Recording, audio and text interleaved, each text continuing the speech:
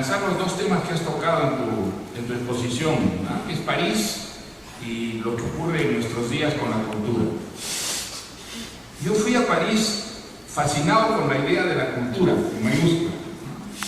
Llegué a París como un bárbaro, ¿no? Que llega a un mundo en el que sentía que iba a encontrar todo lo que no había encontrado en mi país, un mundo donde la cultura iba a ser realmente la atmósfera que yo respiraría y donde la excelencia en materia de arte, de literatura, de ciencia, de academia,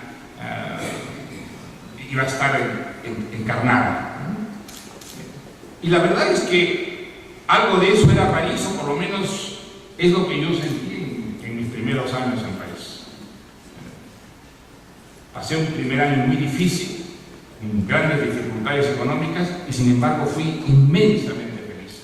No me sentí en absoluto desencantado, no sentí que la realidad estaba por debajo de la fantasía, ni muchísimo menos. Viví deslumbrado con las cosas que leía, con las cosas que veía. Recuerdo los debates que había en la Mutualité, ahí en el barrio latino, muy cerca de donde yo vivía, debates deslumbrantes, debates de dos políticos. Por ejemplo, nunca olvidaré yo un debate entre Michel Debré, que era el primer ministro de Gaulle, y un líder de la oposición en ese momento, que era un ex primer ministro, Pierre Mendès France. Algo realmente deslumbrante, de brillantez, de elegancia, de elocuencia, de cultura.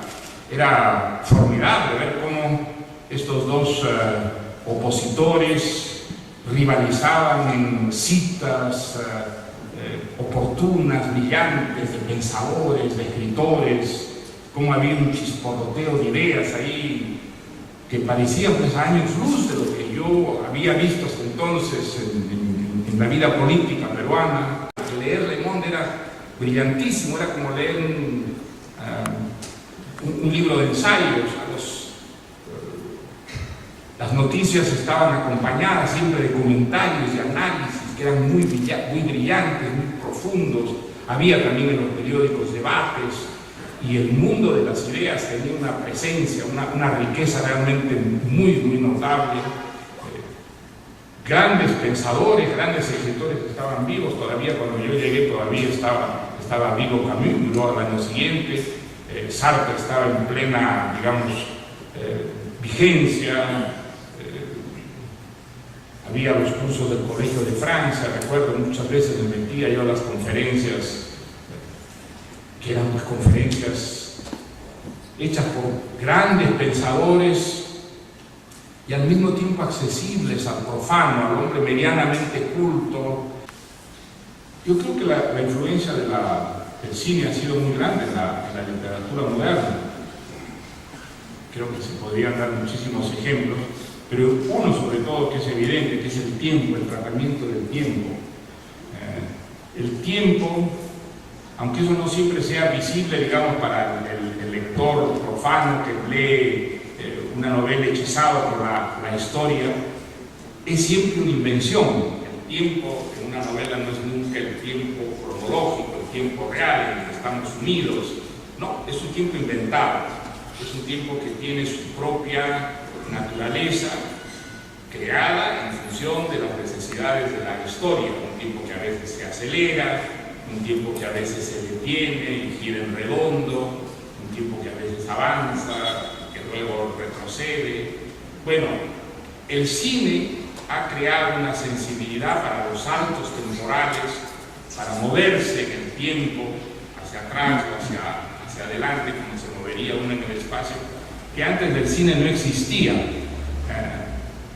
Esa es la gran diferencia entre una novela moderna y una novela antigua, una novela clásica. Un escritor no tiene la última palabra sobre lo que escribe, eso es una tontería. Uno escribe y lo que escribe está allí, y una vez que aquello está publicado, está en manos del lector, y el lector puede tener una lectura más sutil y más profunda que la que el propio escritor, y puede ver en los entresijos de la historia algunos elementos que le permitan una interpretación totalmente diferente, incluso contradictoria de la que tiene el propio autor. Entonces, creo que es un gran error preguntarle a un autor, bueno, a ver, ¿cómo es esto? ¿No es cierto? ¿Que mató o no mató al esclavo? No, el autor ya terminó, ya entregó ahí sus materiales, y en muchos sentidos la cercanía que tiene con aquello que ha escrito le nubla un poco la visión.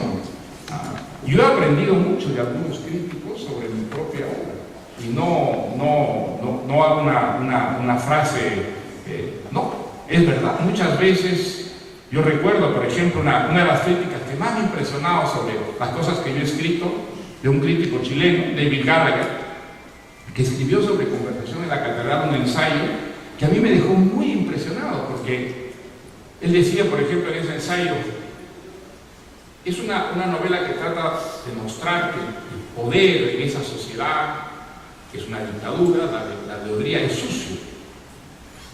Y entonces, y daba ejemplo, decía, cada vez que la historia se acerca al poder, ese centro de la sociedad, que emana sociedad, que se expande por todo, la prosa se ensucia, la prosa se enrevesa, la prosa se vuelve un poco caótica y además se llena de mugre, se llena de palabrotas, se llena de vulgaridades. Y cuando se aleja del poder esa prosa, va como limpiándose.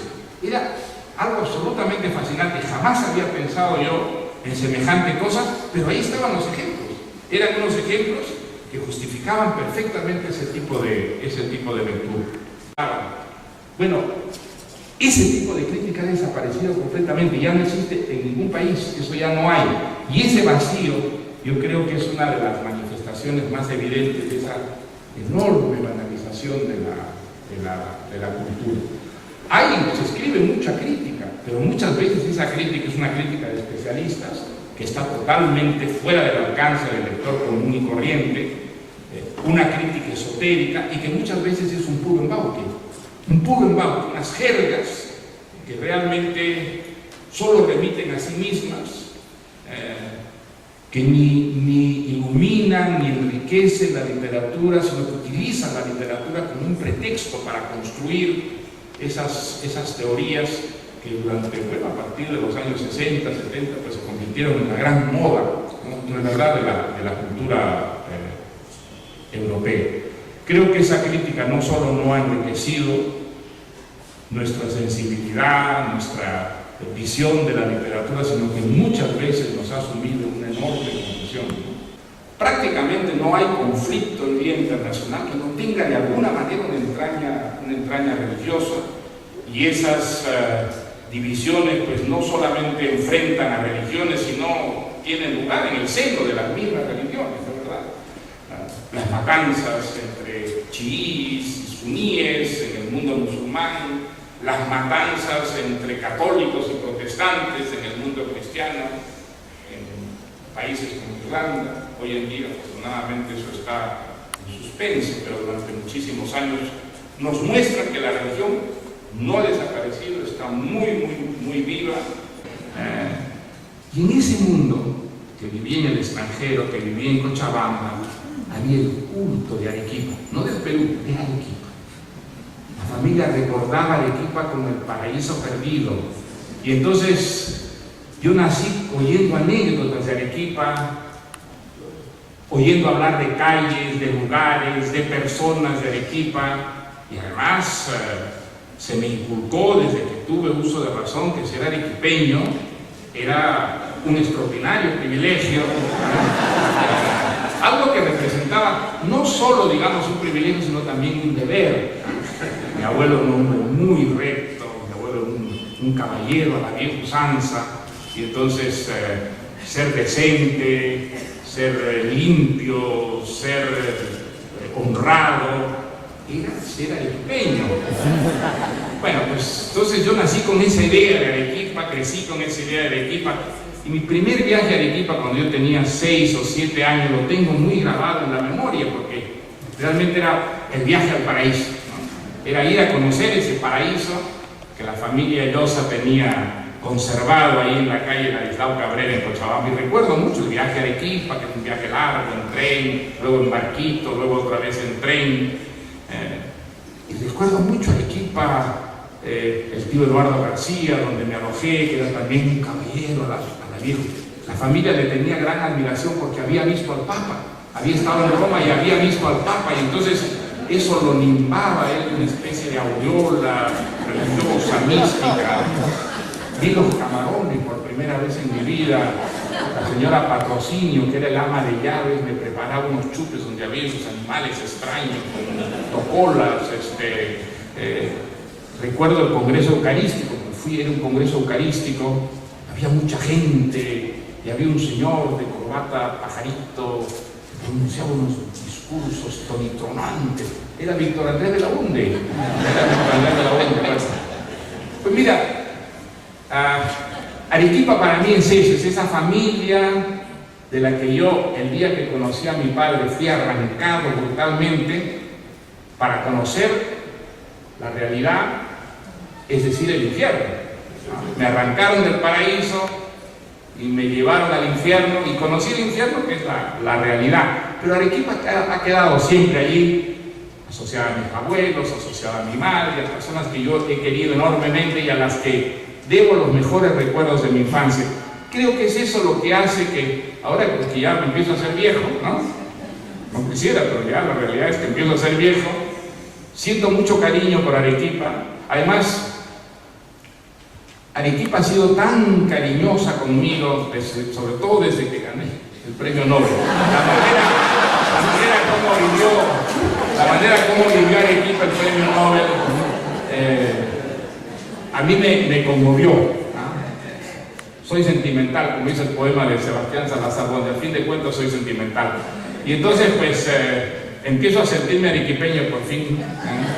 Bueno, y pronuncio la L. A mí me enseñaron eso mis abuelos, que los arequipeños sabemos pronunciar la L y los limeños son incapaces de pronunciar la L.